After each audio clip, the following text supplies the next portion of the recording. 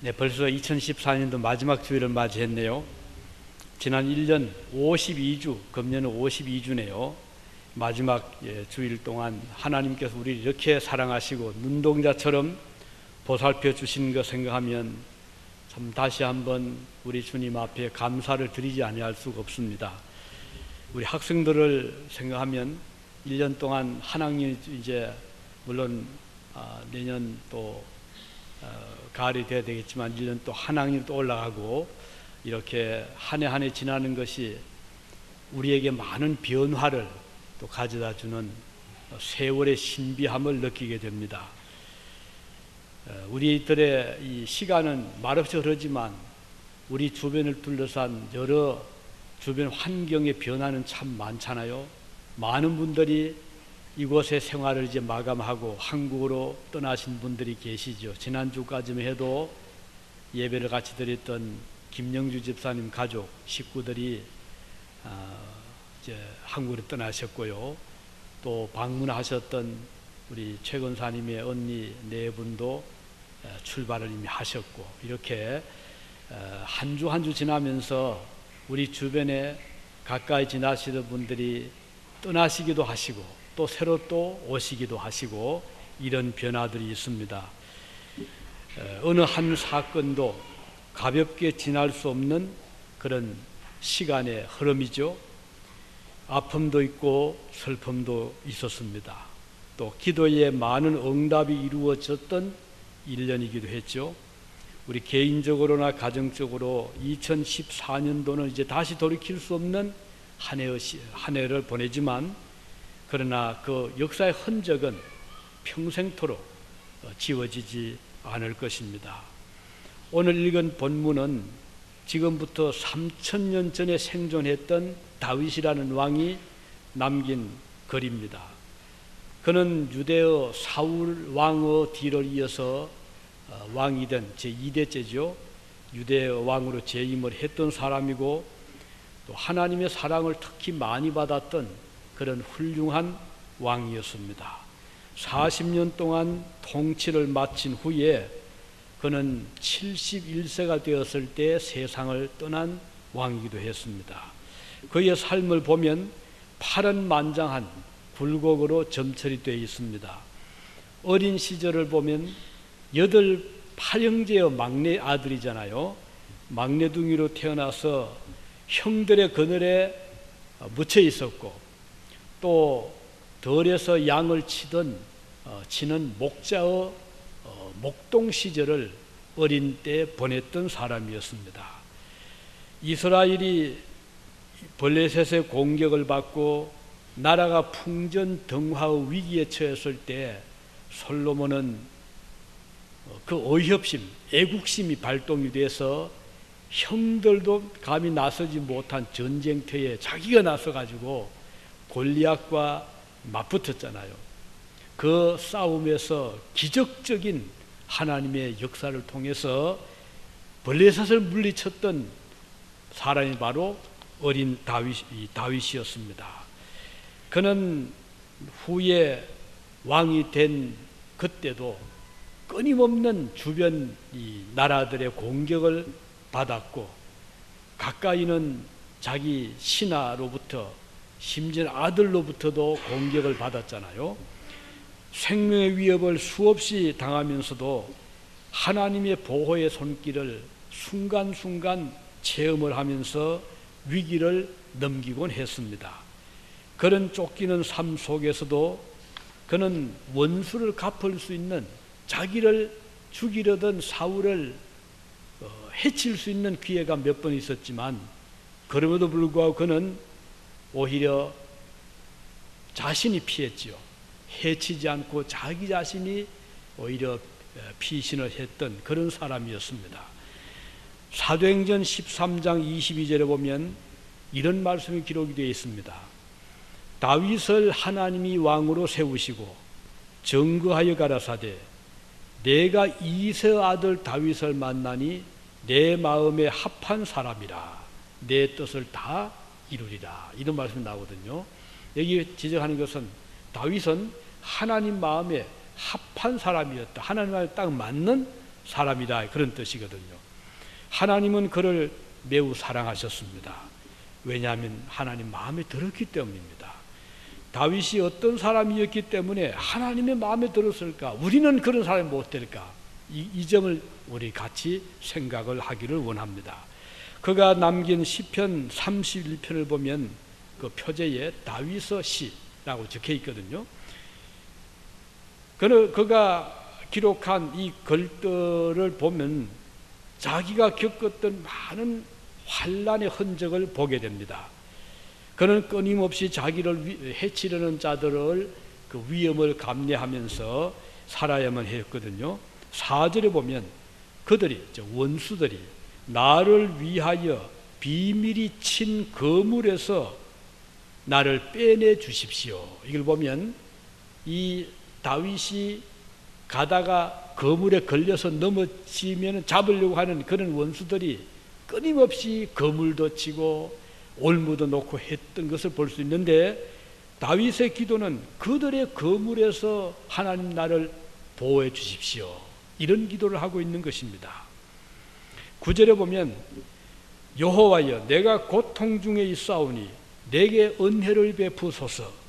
내가 근심 때문에 눈과 영혼과 몸이 쇠약하였나이다. 얼마나 다윗이 근심을 했으면 눈이 쇠약해지고 영혼이, 몸이 피곤해졌던가 하는 것을 생각할 수가 있습니다. 10절에 보면 이렇게 기록되어 있거든요. 내 일생을 슬픔으로 보내며 나의 연수를 탄식으로 보내며 내 기력이 나의 죄악 때문에 약하여지며 나의 뼈가 쇠하도소이다. 여러분, 다윗이 왕으로서 영광을 누리기도 했지만 영혼도 쇠약했고 육체도 쇠약했음을 볼 수가 있습니다.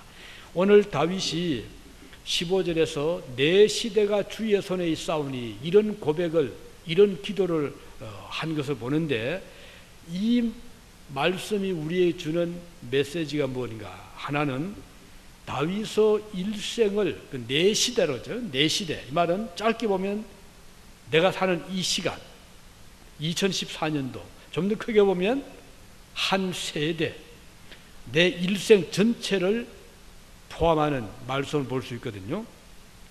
그래서 다윗은 자기 세대를, 자기의 삶의 그 기간 동안을 내 손에 있는 것이 아니고 어떤 운명에 맡겨진 것이 아니고 하나님의 손에 있다, 이렇게 고백을 하고 있음을 봅니다. 그의 젊은 시절 한때뿐 아니라 인생의 황금기인 제왕 시절, 중년의 때에도, 그리고 노년, 기력이 쇠했을 때까지 그는 자기의 생애가 하나님의 손에 있습니다, 이렇게 고백을 하고 있습니다. 사실 젊을 때 기상이 아주 이 청춘 때는 내 시대가 내 손에 있는 것처럼 보이잖아요. 뭐든지 마음먹으면 할 수 있잖아요. 여행도 뭐 세계를 뭐 얼마든지 달릴 수 있는 것처럼 생각이 되고 천하가 내 것처럼 보일 때가 있을 겁니다. 그래, 그건 잠깐이거든요. 잠시 후에 이제는 쇠잔해지면은 내 마음대로 움직이지 못하고 내 몸도 내 마음대로 어찌하지 못하는, 남의 도움이 필요할 때가 또 오는 그 짧은 삶이거든요. 그런데 다윗은 젊은 청년의 때나 나이 많은 노년의 때라도 내 시대가 주님의 손에 있습니다, 이렇게 고백을 한 것입니다.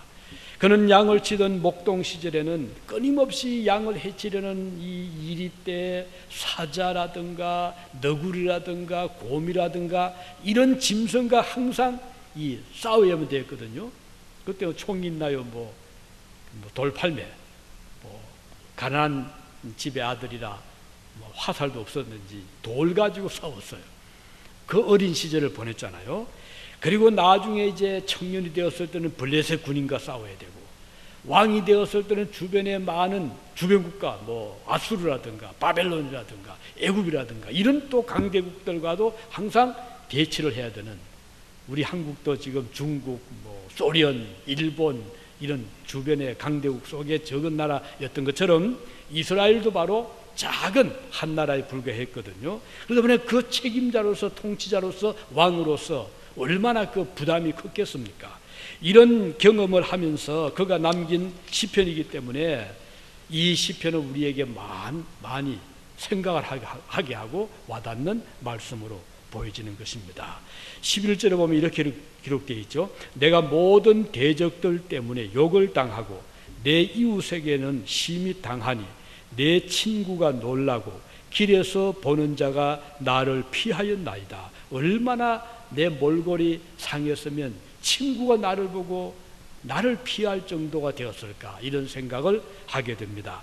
13절에 보면 내가 무리여 비방을 들었으므로 사방이 두려움으로 감싸였나이다. 그들이 나를 치려고 함께 의논할 때에 내 생명을 빼앗기로 꾀하였나이다. 친구들마저도 다윗을 시기하고 질투하고 생명을 빼앗으려고 했다고 고백을 하고 있습니다. 우리는 이런 다윗을 생각할 때 위대한 왕이었던 그 황금기를 이끌던 강력한 왕이었지만 그에게도 이런 인간적인 권위가 있었다는 것을 보고 놀라게 됩니다. 이런 고통 속에서 다윗을 그래도 강하게 하고 붙들어 주었던 것은 무엇이었을까요? 14절에 보면 이렇게 기록하고 있죠. 여호와여, 그러하여도, 이 말은 그렇게 원수들이 나를 지금 옥죄고 친구들마저도 나를 배신하고 해도 그러하여도 나는 주께 의지하고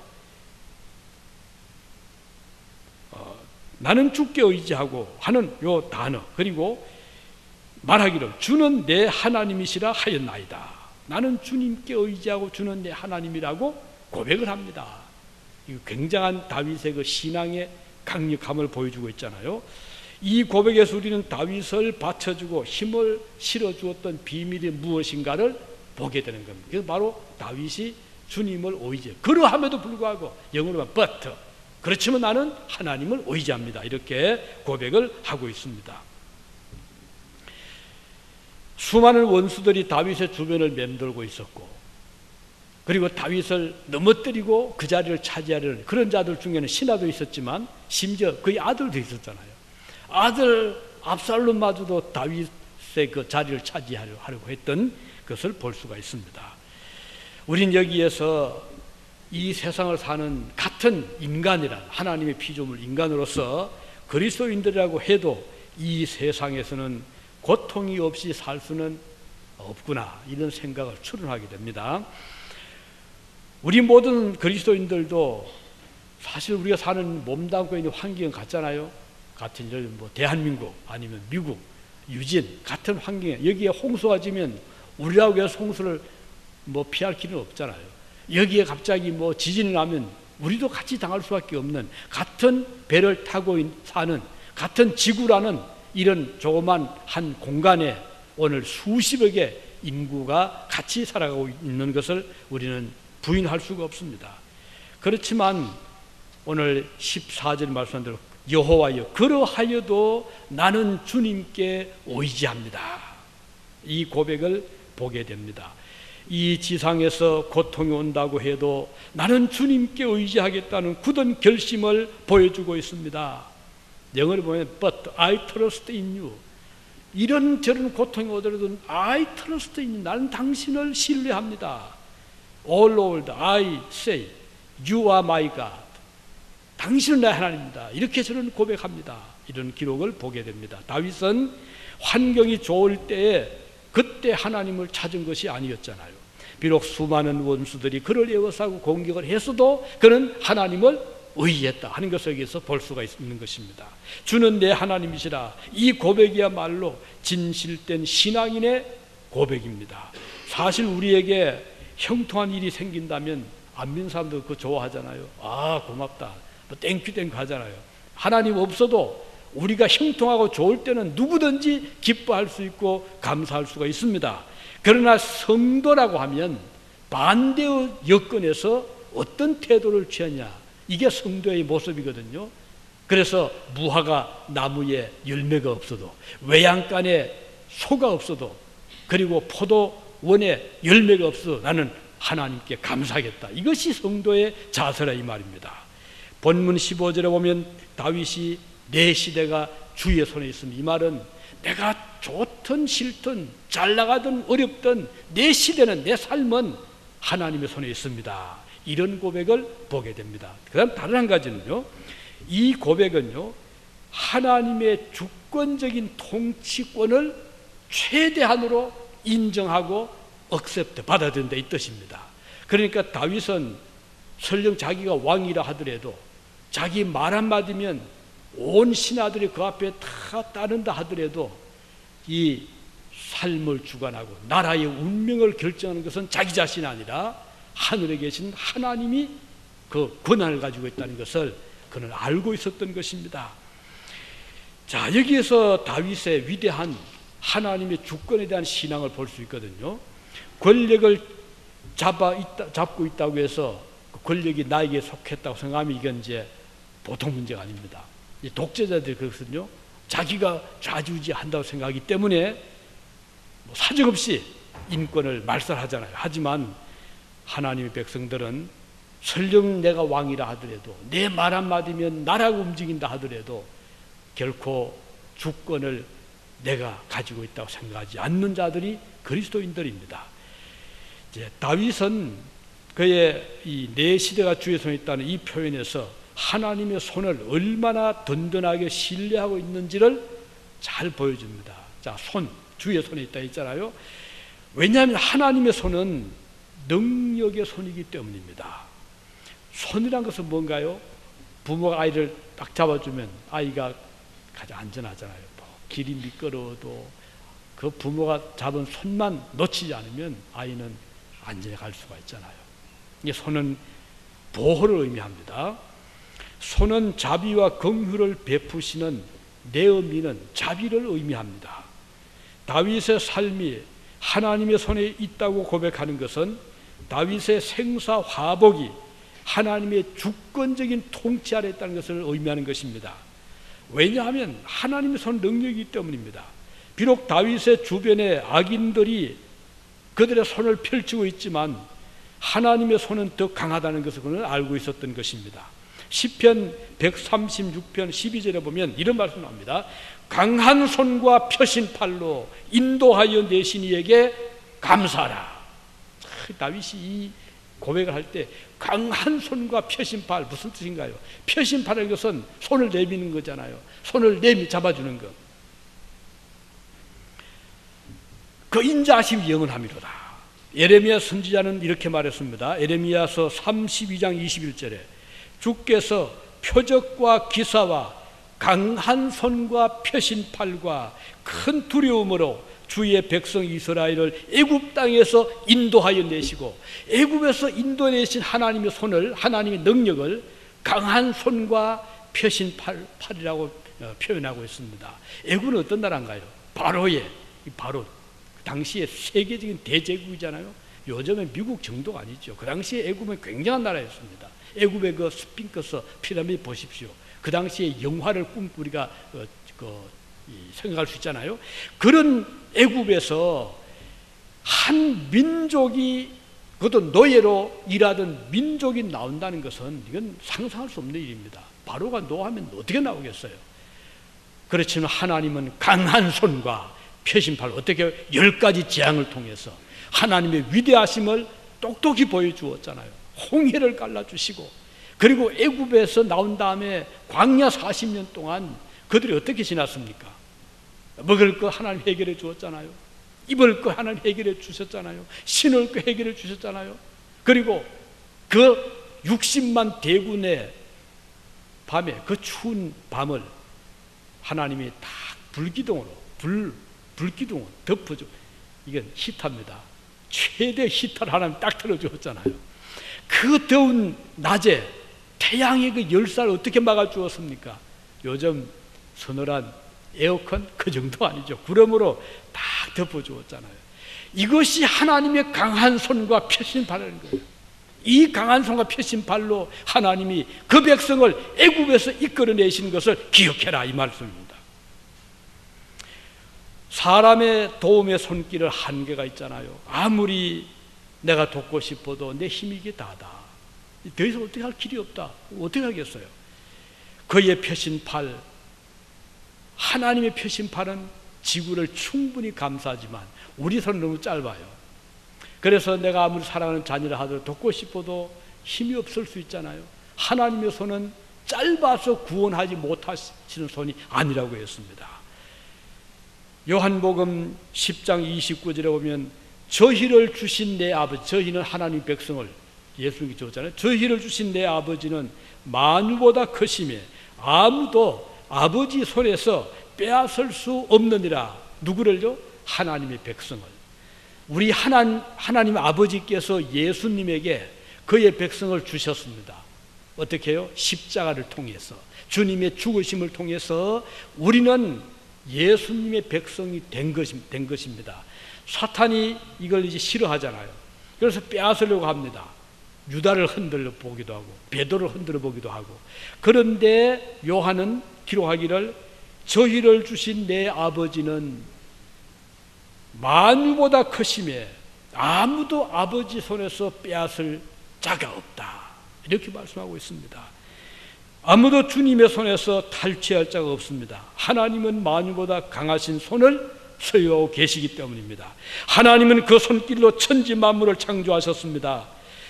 우리를 구원해내시기에 그분은 능하신 분이십니다. 우리가 2014년도 한 해를 돌이켜보면 참 많은 일들이 스쳐갔잖아요. 더구나 한국에서 1년보다 외국의 1년은 더 짧아 보이지만 훨씬 더 많은 일들이 압축적으로, 축약적으로 우리 곁을 막 스쳐가잖아요.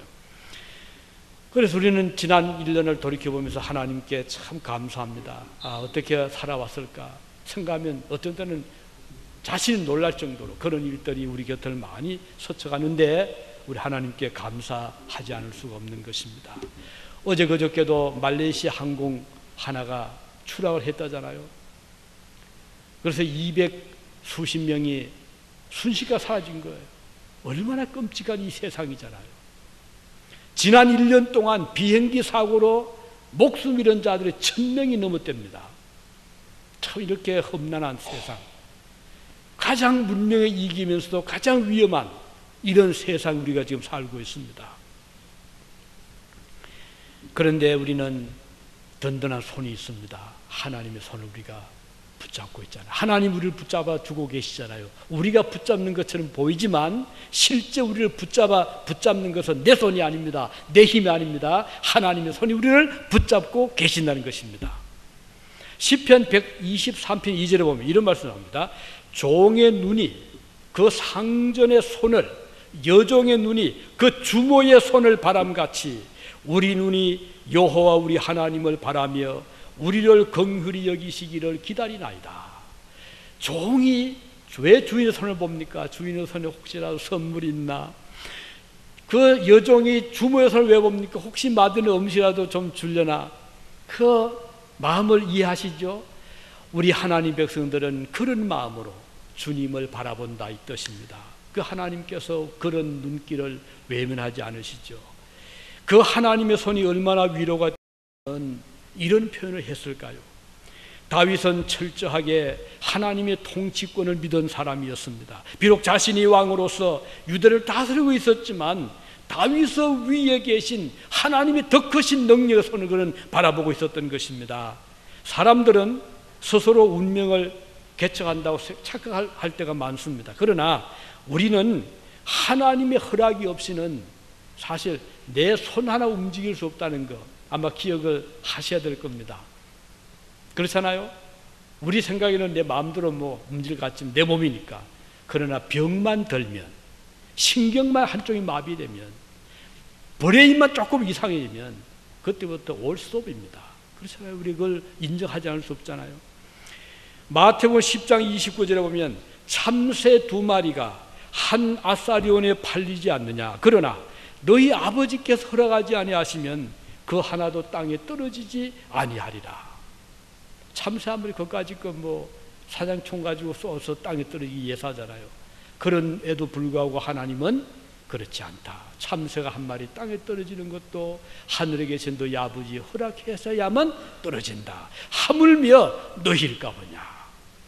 좀 더 나가서 너희 머리털까지도 하나님은 숫자를 해시고 계신다. 그 말씀 보면 우리가 참 마음이 깜짝 놀라잖아요. 여러분의 머리털 숫자를 정확히 기억하는 분이 계시나요? 또 오늘 내가 다 뭐 몇 시간 해서 숫자를 했다고 하더라도 이것도 빠지잖아요. 그럼 또 며칠을 또 알 수가 없어요. 그런데 하나님은 아주 그 시간대로 분초들 하나님은 우리들의 머리털까지도 해신다고 하신다면 하나님께 감춰진 것이 무엇이 있겠어요? 그런 하나님을 다윗은 바라보고 있었던 것이에요. 그래서 내 시대가, 내 삶이, 내 일생이 하나님의 손에 있다고 고백을 하고 있는 것입니다. 그래서 야고보서 4장 15절에 보면 야고보가 이런 말을 하고 있습니다. 너희가 말하기를 주의 뜻이면 우리가 살기도 하고 이것이나 저것을 하리라 할 것이거늘. 이 야고보 대단하죠. 우리는 생각에 내 마음만 먹으면 오늘 뭐 서울도 하고 내 마음은 오늘 중국도 하고 할지 모르지만 야고보는 그게 아니라 이거예요. 하나님의 뜻이면 너희가 이것도 하고 저것도 할 것이라고 해야 된다, 그 뜻이거든요. 얼마나 이 성경은 우리에게 많은 것을 생각하게 하고 바른 것을 우리에게 지금 전해주고 있지 않습니까? 그런데 사람들은 착각하고 살아갑니다. 내가 마음만 먹으면 뭐든지 하리라. 아니죠. 하나님의 말씀은 그와는 반대인 것입니다. 이제 마지막으로 하나 더 오늘 말씀드리고 싶은 것은 여기 본문에 보세요. 15절에서 이런 기도를 합니다. 자, 내 시대가 주의 손에 있사오니 내 원수와 피파하는 자의 손에서 나를 건지소서. 요 건져 주십시오. 그 말은 나를 구원해 주십시오 이 말이잖아요. 구원의 주님을 바라보는 그런 내용입니다. 그는 비록 왕이었지만 그의 구원은 오직 하나님으로부터 임하심을 알고 있었습니다.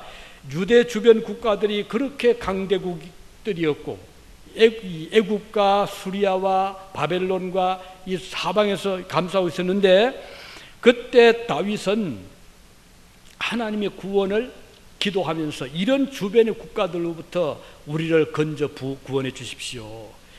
오늘 우리 대한민국이 살 길은 한 가지입니다. 하나님의 보호하심입니다. 저 그래 봐요. 우리가 외교를 잘해서 미국과 손잡고 중국과 일본과 소련과 이렇게 우리 편에 생각할 수 있겠지만 그러나 구원은 국가도 그렇고 개인도 그렇고 하나님의 손에 있다는 것 우리는 꼭 명심을 해야만 되는 것입니다. 그래서 우리는 매일같이 구국의 기도를 해야 되고 성경에 보면 위대한 신앙인들은 한결같이 위대한 애국자들이었습니다. 여러분 유럽을 다니다 보면 수많은 곳에 그 하나님에 대한 사랑 동시에 국가에 대한 사랑이 거기에 기록이 되어 있습니다. 하나님 우리를 사랑하신다. 하나님의 사랑을 말하고 있거든요. 명성이 가면 그런 글들 참 많아요. 그래서 우리 성경에 보더라도 하나님을 사랑한 자들은 한결같이 애국자들이었어요. 바벨론에 포로로 잡혀갔던 에레미야라든가 느헤미야라든가 스룹바벨 이런 사람들이 얼마나 기도 많이 했잖아요. 왜? 국가 조국을 위해서. 오늘 저와 여러분들은 나라에 대해서 관심을 가지고 기도해야 됩니다. 비록 우리가 한국을 떠나 있지만 조국에 우리는 기도해야 되고 그들을 위해서 우리는 하나님 앞에 끊임없이 간구해야 됩니다. 우리 조상들의 나라잖아요. 또 우리의 가까운 자녀들, 인척들 살고 있는 나라잖아요. 그래서 그리스도인들은 국가를 배신해서 안 됩니다. 국가는 우리를 낳아준, 그래서 조국이라고 하잖아요. 모국이라고 하잖아요. 하나님이 주신 우리나라입니다. 그래서 우리 그리스도인들은 조국을 위해서 기도 많이 해야 되고 국가를 위해 기도를 해야 됩니다. 그러나 우리가 우리나라를 위해 한답시고 그냥 사람만 의지하고 병력만 의지하고 무기만 의지하면 안 돼요. 무기를 가지고 국가를 건져낸 역사가 없답니다. 로마가 망한 것이 로마 군인이 없어서 망한 것이 아니랍니다. 소련이 저렇게 무너진 것이 핵무기 없어서 무너진 게 아니잖아요. 독일이 망한 것이 무기가 없어서 망한 게 아닙니다. 그러면 왜 망했을까요? 그것은 그 하나님의 손에 있는 것이고 또 한 가지는 이사야서 31장 1절에 이런 말씀이 나옵니다. 도움을 구하러 애굽으로 내려가는 자들은 화 있을진저. 이거 보면요, 애굽은 그때 강대국이었거든요. 이스라엘이 매력적인 애굽을 왜 의지하고 싶지 않았겠어요? 그런데 하나님은 도움을 구하려 애굽은 내려가지 마라 그랬어요. 왜? 그들이 너희를 삼킬 것이기 때문에.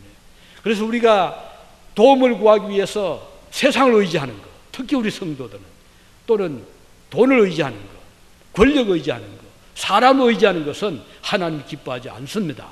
우리 어떻게 돼요? 하나님께 기도하자는 거예요. 주님이 우리를 도와주시기를. 1967년도 요 근대 역사입니다. 6.1 전쟁 기억하시나요? 그 당시에 에집트 대통령 나세르 대통령이요, 시내 반도에 주둔한 유엔군을 다 쫓아냈습니다. 그리고는 이 해협을 완전히 봉쇄시켜 버렸어요. 그 수에즈 운하가 있는 해협을요, 봉쇄시키고는 이스라엘의 선박 통행을 완전히 차단시켜 버렸어요. 그러니까 이스라엘의 목을 꽉 조인 거죠.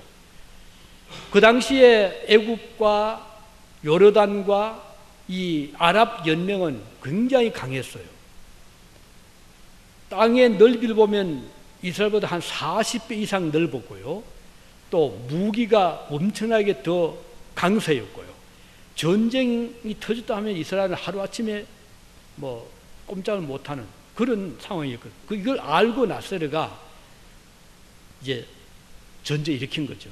전쟁 직접 공격한 게 아니라 유엔군 추출하고, 그 다음은 운하 막아버리고, 그리고는 도전장을 낸 겁니다.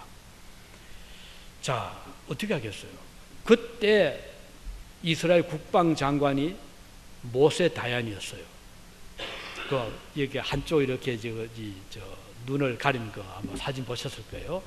이 국방장관이었는데, 이제 긴급 군 지휘관을 소집을 하고, 이분이 한 것이 무엇인지 아십니까? 성경을 폈습니다.